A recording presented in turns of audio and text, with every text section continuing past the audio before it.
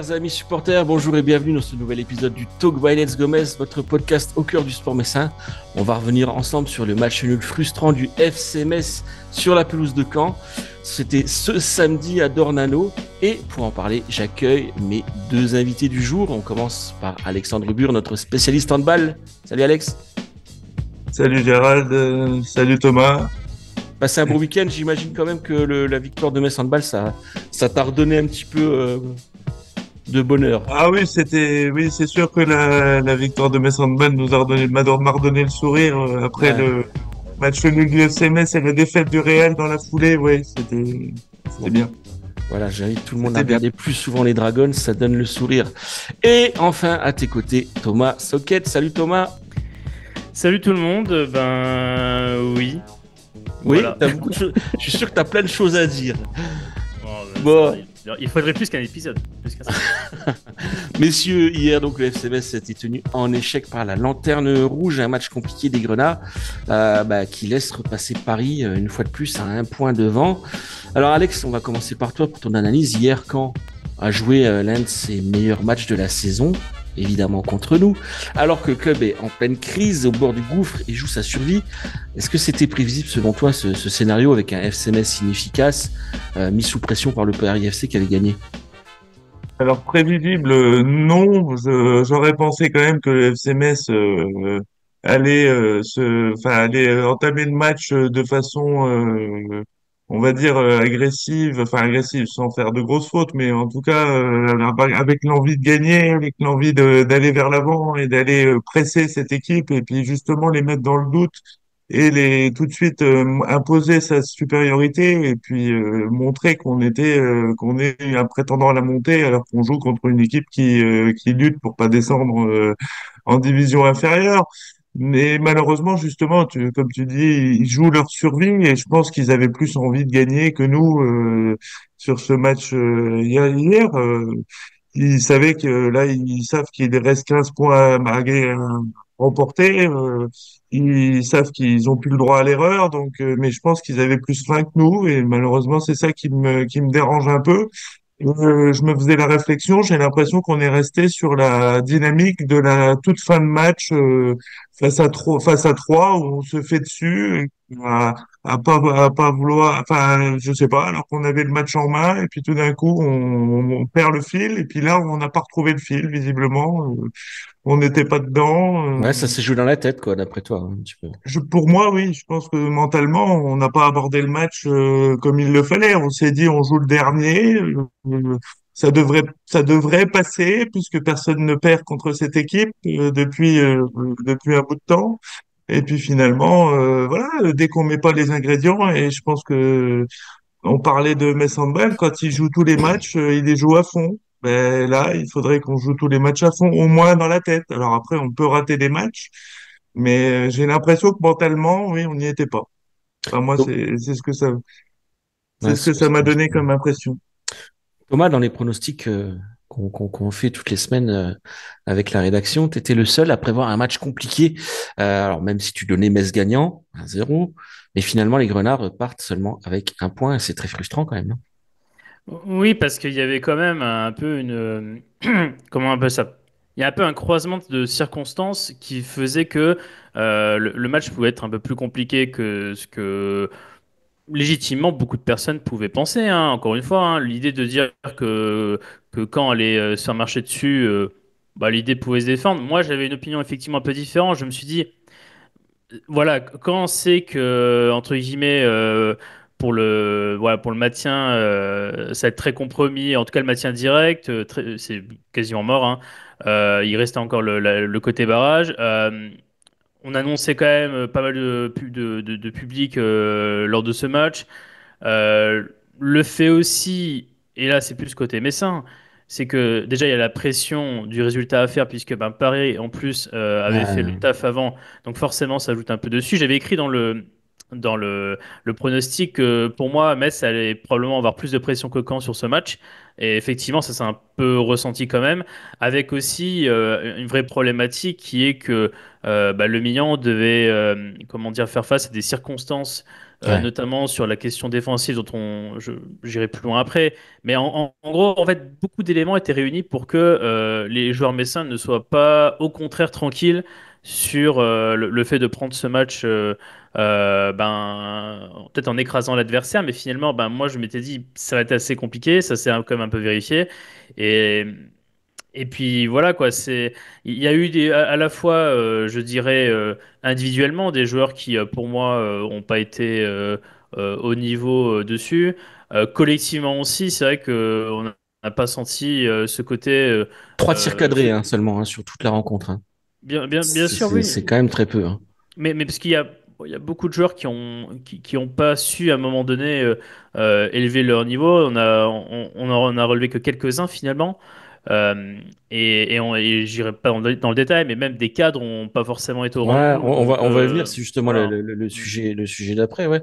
Moi, j'ai revu des images tout à l'heure pour me, pour me faire violence, pour vous revoir un petit peu ce qui s'était passé. Hein. Il y a un beau résumé de 15 minutes de Bein avec les commentaires originaux magnifiques, avec les petits cris de jouissance des commentateurs sur chaque action de Caen. Vous allez aimer. Hein. C'est magnifique si vous n'avez pas regardé.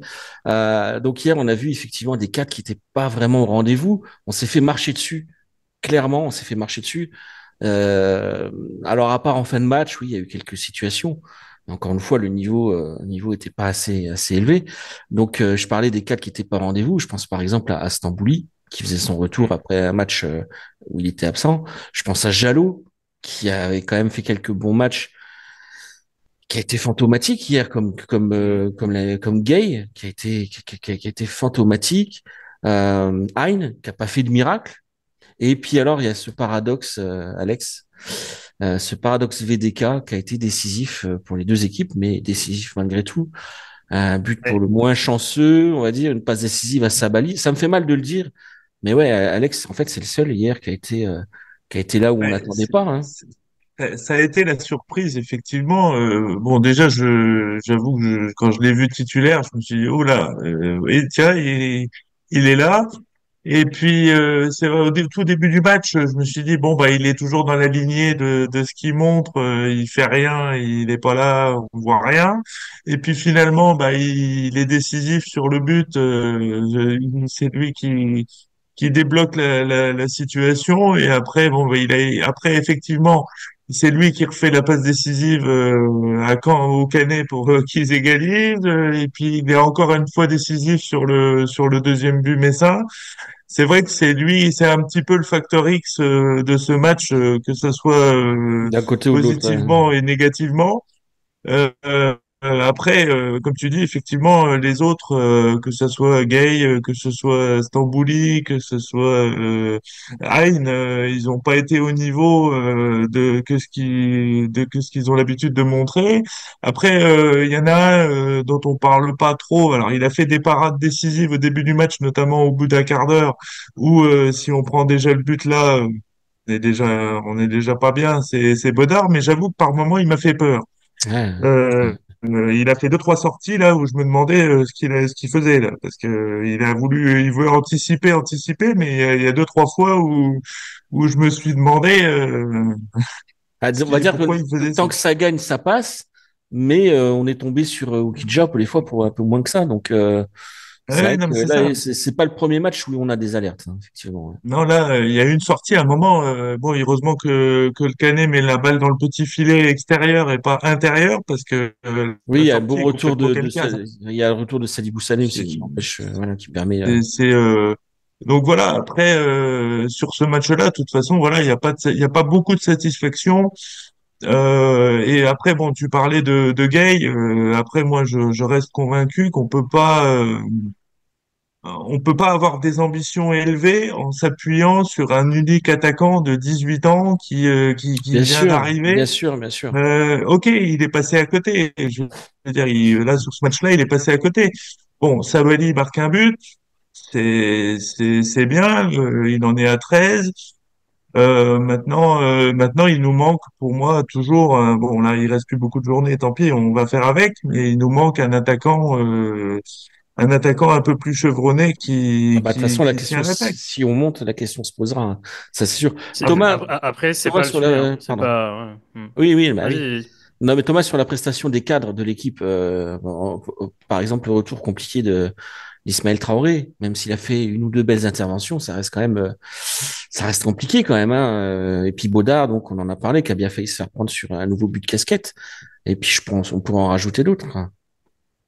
Mais de toute façon, si on parle des satisfactions dans le match, on peut vite en parler et on parlera plus des petits problèmes au niveau des autres. Mais c'est vrai que, comme ça a été très bien dit sur le niveau des pairs, c'est que VDK, il est facteur X et même si il est fautif, le fait est c'est qu'il apporte une contribution sur les deux buts hein, que l'on veut. Voilà. Hein. Mm. Bah, donc au niveau comptable, il est encore dans les clous. Après, le reste, effectivement, Sané, pour moi, a fait un bon match parce qu'il a pour moi rattrapé les. Sadibou, hein, bien sûr. Ça dit oui, parce que oui, Bou Sané, C'est ce qui bouge, c'est pas, ouais. if I speak Big Trouble. Euh, et donc, Sadibou Sané qui a un peu rattrapé, je dirais, les largesses défensives de ses compères. Hein. Pas seulement que les largesses défensives de Monsieur Ismaël Traoré, parce que on l'a encore très bien vu, hein, que Ismaël Traoré. Moi, je vous dis clairement, hein, ça s'est vu encore là, c'est-à-dire que si Metz se défendait dans sa surface, il peut être moins mis à mal. Le fait est, c'est qu'on l'a vu se faire prendre encore une fois deux fois dans le dos. Voilà quoi, et c'est Sané qui le sauve, hein, comme d'ailleurs il sauve la bourde de Baudard où il empêche Mendy de marquer, donc il sauve encore la Metz sur ça. Donc il y a très peu de satisfaction et effectivement beaucoup d'échecs. Le milieu de terrain, effectivement, Gérald, tu as parlé de Stambouli. Le vrai problème aussi, c'est que déjà le milieu de terrain, Stambouli et Deminguet a été dangereux dans Deminguet ce qui match. était malade apparemment. Oui, c'est ce que j'allais dire, effectivement, c'est qu'il était malade. Donc là où ça me gêne, c'est que cette information, tout le monde est au courant dans l'équipe qu'il n'est pas bien, qu'il est Ouais, malade. ouais, Et ouais, ouais. c'est là où ça m'a gêné, parce que du coup, dans ce moment-là, dans toute équipe, quand un joueur va pas bien, le joueur à côté de lui essaie de faire plus d'efforts pour justement compenser le fait qu'il est un peu dans le mal. Et donc déjà là, Stambouli aurait dû prendre une responsabilité supplémentaire dans le jeu. Voilà, Jessie, t'es pas très bien. Je vais essayer d'élever mon jeu. En plus, j'ai pas joué la semaine d'avant. Je vais essayer d'élever mon niveau de jeu. Ça s'est encore plus vu de manière assez forte avec l'entrée de Alpha Touré. Qui a pas Puisque, fait un mauvais match d'ailleurs. qui a pas fait un mauvais match, mais l'histoire, c'est que si vous comparez par rapport à 3, qu'est-ce qui a fait que le milieu n'a pas vraiment été, n'a pas sombré face à 3? C'est parce que Jesse Demaga avait fait notamment l'effort offensif de beaucoup organiser le jeu depuis le milieu de terrain. Finalement, laissant un peu Alpha Touré, on lui dit écoute, Alpha Touré, tu vas me servir juste de point entre guillemets de relais, et je vais pas te demander de prendre la balle. Là, Demaga n'est plus là. Alpha Touré, je le dis, mais Alpha Touré n'est pas encore prêt. Il n'est pas encore prêt, il sera peut-être prêt l'année prochaine, il n'est pas encore prêt. C'est à ce moment-là que Stambouli doit prendre la main. Et il n'a pas pris la main. C'est pour ça que le milieu de terrain a été, on a vu, très absent. Et que quand il fait rentrer le Mignon un peu tardivement à mon goût, les attaquants en question, c'est-à-dire le Sané, Bokeh, les Diallo, c'est un peu un message pour dire à Hein, aide-nous un peu dans la construction un peu d'air parce que on n'arrive pas quoi. Et et malheureusement, autant offensivement, ça a été un peu enfin, très compliqué le milieu de terrain. Défensivement, je préfère pas en parler parce que mine de rien, défensivement, c'est aussi ton milieu de terrain qui se fait trouer. Le premier but, c'est le milieu de terrain qui est aux abonnés absents. Hein. Il y a un trou hein, dans l'action du premier but. Hein. On ne sait Et pas on aurait pourquoi. pu Hein. s'en prendre au moins un autre aussi. J'ai une action en tête où Ismaël Traoré se fait déborder par Oui. son vis-à-vis, qui passe le ballon donc à son coéquipier qui est démarqué. Mm. Sadibou Sané va sur ce joueur et Traoré, au lieu de garder de rester sur son bonhomme, Mm. préfère aller Exactement. vers Sané et du coup libère complètement son vis-à-vis. Donc l'autre, il lui refait la passe. Heureusement, il frappe au-dessus, mais là, c'est une erreur de débutant parce que tu dois pas lâcher ton vis-à-vis quand c'est comme ça, quoi, sur un contre comme ça. Franchement, encore une fois, il y a des fois il y a des choses, c'est pas que je comprends pas, mais C'est que, bon, encore une fois, l'histoire de Mboula qui se blesse la veille, ça aussi, ça commence un peu à m'embêter, ces histoires de joueurs qui, comme par hasard, la veille, sont blessés. Alors, je dis pas que c'est pas un complot ce que je dis, hein, mais c'est juste qu'à un moment donné, ça fait quand même pas la première fois qu'il y a des joueurs qui ont des pépins les veilles, les séances de veille de match, hein, Il sera absent la voilà, semaine prochaine aussi et face qui à sera, Martigues, hein. voilà, et qui sera absent la semaine prochaine, même si, au vu de la performance de Traoré, je pense qu'on va revoir le titulaire, hein, parce que, à un moment donné, Ouais, mais est-ce que c'est vraiment bien de changer comme ça de charnière toutes les semaines? bah, je sais pas, à un moment donné, moi, ce qui m'inquiète juste de voir, c'est qu'actuellement, Martigues est une équipe qui est un peu revenue en forme et Ouais. que ta défense est dans une vraie problématique. Elle était déjà dans une problématique avant ce match contre Caen et elle est toujours dans une vraie problématique. Le fait est que Metz prend trop de buts et que même si tu restes encore la meilleure défense, c'est que tu capitalises sur ce que tu as fait durant la saison défensivement. À l'instant où on parle, Metz prend trop de buts, notamment des équipes de deuxième partie de tableau. C'est un vrai problème. Quand tu marques autant de buts, voire plus, c'est pas un problème parce que bah, tu peux te permettre des fois de gagner en marquant plus de buts que tu en encaisses. Mais là, c'est un vrai problème, surtout dans une Mm, défense mm, avec mm. Mboula qui est pas là, avec Ko qui va parvenir avant le match qui est le match de Pau, si je ne me trompe pas. Ouais, je crois que c'est ça. Euh, oui, donc c'est pour ça, je me dis, moi, je vois ça, je pense qu'il faut qu'ils remettent, qu'ils retentent avec l'eau, d'autant que l'histoire de le voir un peu s'échauffer en tout début de match, ceci c'est un peu suspect, bizarrement, Mm. mais voilà. Donc c'est non, Alors, incertitude défensivement. on a beaucoup encensé Stéphane Le Mignan, hein, cette saison, quitte à fermer les yeux parfois sur certaines décisions un peu borderline. Alex, hier, le coach Grenat a semblé sans solution face à Caen. Qu'est-ce que tu en penses?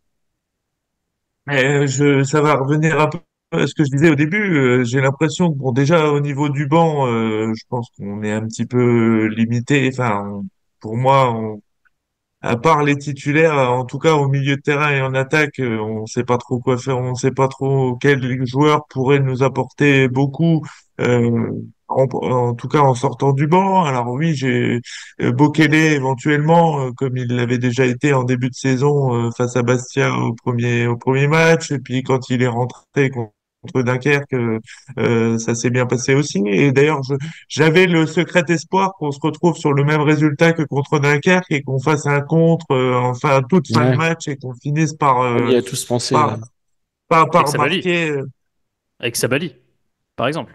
par oui avec exemple. Sabaly oui par exemple oui. Mm, mm. Voilà, mais maintenant je pense quand même que le banc messin est quand même relativement limité en tout cas pour apporter des solutions. Et puis de toute façon, l'équipe était pas dans une dynamique positive depuis le début du match. Et je pense que voilà, on est resté malheureusement sur ce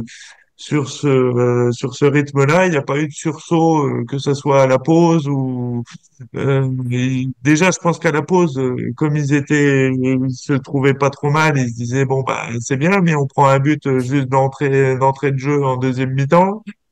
Voilà. Malheureusement, je pense que pour moi, on n'a pas abordé ce match-là correctement mentalement et c'est compliqué. Et en plus, quand on joue, on voit le calendrier qu'on a, on joue que des équipes qui vont se battre pour pas descendre quasiment, hormis Laval qu'on joue en dernier match.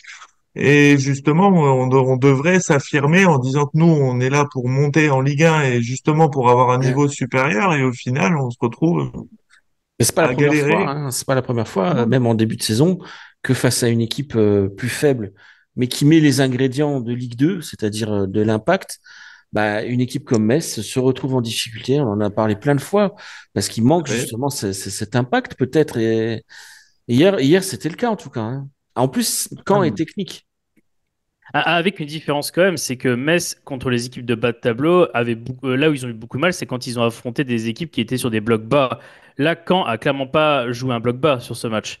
Ouais. Et c'est ça l'histoire qu'il y a, c'est que Caen à un moment donné essayait de construire, de vraiment construire comment dire des actions et que c'est pas un système comme avant où en fait on était tous dans leur terrain et qu'on essayait, qu'on sentait comme des malades et que ça rentrait pas.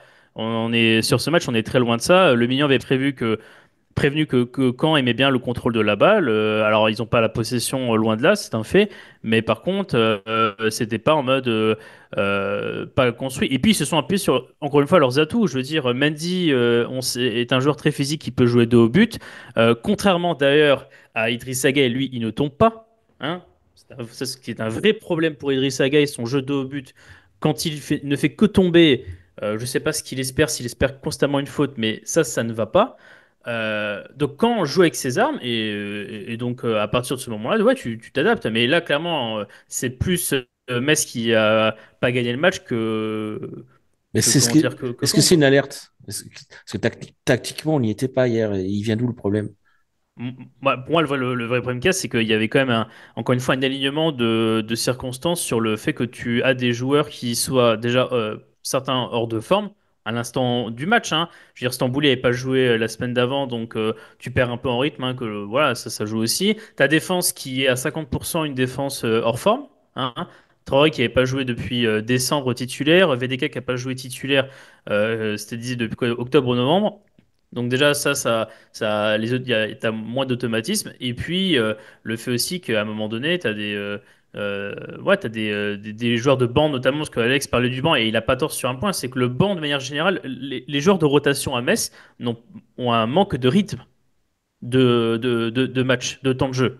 C'est un fait. Hein, que ce soit Traoré, bon, on l'a dit VDK, Alpha Touré, pareil aussi. Alpha Touré, finalement, on voit qu'il push Alpha Touré comme pas possible pour essayer de lui donner des minutes, mais le gamin est pas encore prêt. Et on attend que dans des moments où, bah, comme la semaine d'avant, Stambouli est pas Mais là, on comme attend dit qu'il Alex, on joue. n'a personne d'autre. C'est ça le problème. Bah, Ndukidi, c'est pareil, il est trop jeune. Donc, non, mais t'as pas la de banc, différence, quoi. c'est qu'Endoukizi, il lui donne pas de temps. Oui, Il va pas donner mais de temps, après, Ndoukizi. on n'a pas tous les éléments non plus. Peut-être qu'à l'entraînement, Touré montre plus de. Oui, mais tu sais, Gérard, je me méfie toujours de ces histoires d'entraînement quand je vois que Lowe n'aurait jamais eu la chance qu'il a eu avec comment dire, l'impact qu'il a eu dans l'équipe si certains ne s'étaient pas blessés. Hmm. J'oublie jamais ça parce que, encore une fois, et moi je fais partie de ceux qui pensent que l'entraînement c'est une chose, être présent le jour de match c'en est une autre. Et très souvent, des fois, on s'appuie trop sur le entraînement pour se dire bah, le joueur il est bon ou il est pas bon. Par contre, ce qui est important, c'est le jour de match, quoi, parce que les histoires des fois de joueurs qui sont très très beaux à l'entraînement et qui disparaissent en match, ça existe beaucoup. Inversement aussi d'ailleurs. Donc moi je me méfie toujours un peu de ça. Le seul truc, c'est que de toute façon aujourd'hui tes rotations, et on parle de l'attaque, euh, Bokele et Diallo, par exemple, auraient peut-être dû rentrer. Pour moi, Bokele et Diallo, par exemple, sur ce match, doivent Mais rentrer dès le deuxième but de camp, en fait. et c'est pour Ils ça doivent que pas rentrer 10 c'est minutes pour ça après. que je parlais de problème avec Stéphane Le Mignon au niveau peut-être une alerte parce qu'effectivement, encore une fois, je pense que les changements arrivent un peu tard. Effectivement, en deuxième mi-temps, dès la 65e, tu sens qu'il y a c'est le moment quoi. Et c'est le Ouais. moment. Alors, messieurs, moi j'aimerais juste qu'on termine ce podcast avec un petit débat. Est-ce que finalement, on n'en demande pas trop à cette équipe du FC Metz, Alex? Ben, je vais revenir sur ce que je disais juste avant. Je pense pas qu'on en demande trop à cette équipe du FC Metz parce que ça fait des années que de toute façon on est une équipe, comme je dirais tout le temps, de division 1,5 parce qu'on n'a pas forcément le niveau de la Ligue 1, mais on est toujours un peu au-dessus de la Ligue 2. Donc, on veut, quand on redescend en Ligue 2, on a toujours pour objectif de remonter en Ligue 1. Bon, il se trouve que cette année, il y a un trio de têtes qui performe même davantage que les autres années. Là, j'avais vu récemment un comparatif de points des trois premiers, et là, apparemment, on est largement au-dessus par rapport à ce qui se faisait les années précédentes. Mais bon, quand tu as un calendrier où tu joues les 6 derniers les 5 derniers sur les 6 derniers matchs, tu te dois quand tu as des ambitions de monter, tu te dois de gagner, même quoi qu'il arrive. Malheureusement, il faut jouer les matchs à fond parce que toutes les équipes ne vont pas attendre que le FC Metz marque des buts pour jouer. Donc il faut jouer tous les matchs à fond. Malheureusement, je reviens toujours à ça. Je reste convaincu qu'il y a quand même un problème, enfin un problème mental. On va pas dire que voilà, mais il faut jouer les matchs à fond et être motivé du début à la fin. Malheureusement, là, j'ai pas l'impression que ça a été le cas Hier, sur la fin de match contre 3, c'était déjà compliqué. Si on se ressort sur un 2-2, on pleure parce qu'on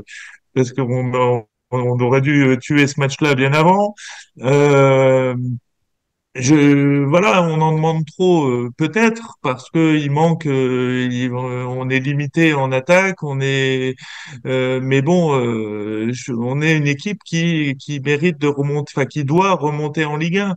Et puis on sait que si on commence à rester longtemps en Ligue 2, on va y rester longtemps et puis ça va devenir compliqué. Et puis en plus, Serein qui souhaite éventuellement vendre son club. Il sait qu'il arrivera mieux à le vendre en Ligue 1 qu'en Ligue 2. Donc, pour moi, la place du FC Metz est en Ligue 1. Donc, non, on n'en demande pas trop, mais maintenant, faut mettre les ingrédients pour justifier ce statut, quoi. Alors justement, quand je dis on en demande trop, quand on regarde voilà, on a 4 victoires d'affilée, un match nul, c'est loin d'être catastrophique et c'est clairement un parcours peut-être pas de champion, parce que derrière, encore une fois, ça pousse énormément. Lorient-Paris, c'est monstrueux ce qu'ils sont en train de faire aussi, mais clairement, c'est un parcours d'une équipe qui doit monter, quoi, Thomas. Ben, c'est un parcours d'une équipe qui doit monter, mais on perd des points contre des équipes qui sont en bas de tableau. Oui, ouais. Euh, donc, c'est ça qui me gêne, en fait. On perdrait des points, on aurait perdu des points contre Lorient, contre le Paris FC, contre Guingamp, Oui, mais ouais, ouais, Ah, ouais. ok, mais là on perd des points contre la Lanterne Rouge. On Mm. perd 2 points contre la Lanterne Rouge aujourd'hui. Enfin, hier. Donc c'est ça qui me dérange. Mm. Thomas, sur la question? Ben oui, alors, effectivement, comme le dit Alex, un peu tout le travail construit, notamment avec les victoires contre les concurrents directs dans les confrontations avec ces concurrents directs, tout ce travail-là, ben, il peut être mis à la poubelle si tu fais pas le taf contre les équipes du bas de tableau, là où les équipes qui se sont déplacées qui sont déplacées à Caen ont généralement fait le taf, quoi. C'est-à-dire que une équipe, quand tu prends les équipes de la première partie de tableau, elles ont quasiment presque toutes fait le taf en déplacement à Caen, et toi tu le fais pas. Donc je veux dire, à partir du moment où les autres font le taf à Caen et que tu le fais pas, t'es déjà dans le faux sur ce terrain-là. Mais effectivement, je veux dire, à un moment donné, tu as eu trop de points perdus contre les équipes de bas de tableau. Il y a aussi enfin, le timing de ces défaites-là aussi est compliqué parce que ben, forcément, tu fais un résultat équivalent à ton concurrent direct dans la même journée, tu prends pas une avance. Par contre, le match en question où tu foires si lui avance, et c'est là où il crée la différence, quoi. Donc c'est aussi ces moments-là à prendre en compte. Maintenant, le truc qu'il y a, c'est que Metz a clairement grillé une très grosse cartouche parce que faut pas l'oublier quand même. Mais Metz aujourd'hui n'a que un point de retard, a encore une différence de but à son avantage. Paris Avec Paris, parce que Lorient, avec Paris, c'est des oui, pour couches. moi, Lorient, ça me semble un peu compliqué maintenant, mais Paris, je veux dire, peut peut-être faire un faux pas d'un match nul parce qu'ils vont affronter aussi des équipes qui vont se battre pour le maintien également. Ils sont pas à l'abri de ça, hein, de faire aussi, par exemple, un match nul. Voilà, maintenant, il y a aussi un fait là, c'est que Metz, j'ai regardé un petit peu, Metz, dans le top 5, on est number one pour le nombre de matchs nuls, hein.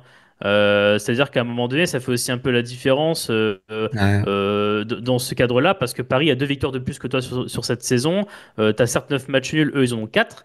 Mais à un moment donné, la différence, elle se fait là aussi. C'est-à-dire que ben, tous ces petits points des fois laissés, ben, à un moment donné, ça peut coûter quoi. En tout état de cause, donc les Grenats auront l'occasion de se rattraper dès la semaine prochaine, encore une fois face à une équipe de bas de tableau, donc Martigues, qu'on avait battu 5-0, je crois, ou 5-1, je sais plus, à domicile à l'aller. 6, Donc 6-0. 6, ouais, 6, voilà.